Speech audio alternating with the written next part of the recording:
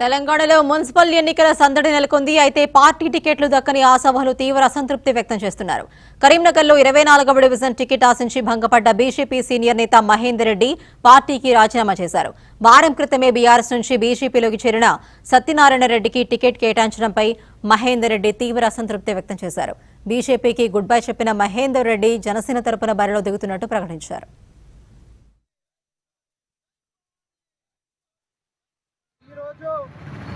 సిరిసిల్ల భారతీయ జనతా పార్టీకి మరి నేను బొల్గం నాగరాజ్ గౌడ్ గత 8 సంవత్సరాల నుంచి ఈ బీజేపీ భారతీయ జనతా పార్టీలో పనిచేస్తున్నా.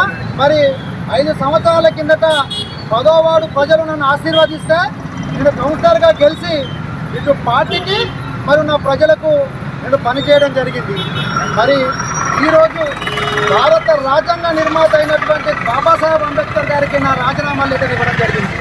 మరి భారతీయ జనతా పార్టీ నుండి గత 8 సంవత్సరాల నుంచి నేను మున్సిపాలిటీలో ప్రజల కోసం పార్టీ కోసం ఎన్ని పోరాటాలు చేసినో మీకు తెలుసు.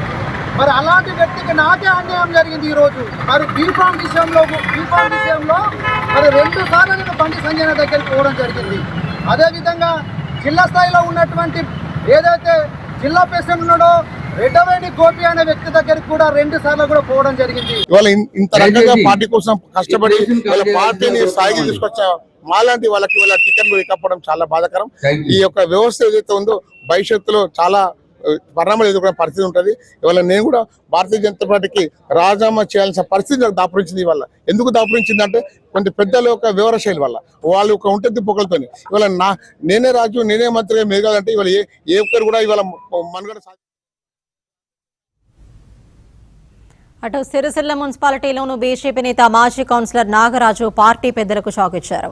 తనకు బీఫామ్ ఇవ్వకపోవడంతో అంబేద్కర్ చౌక్ వద్ద పార్టీ కండువాలు రోడ్డుపై పడేసి నిరసన తెలిపారు. తన మద్దతుదారులతో కలిసి అంబేద్కర్ విగ్రహానికి రాజీనామా పత్రం అందజేశారు.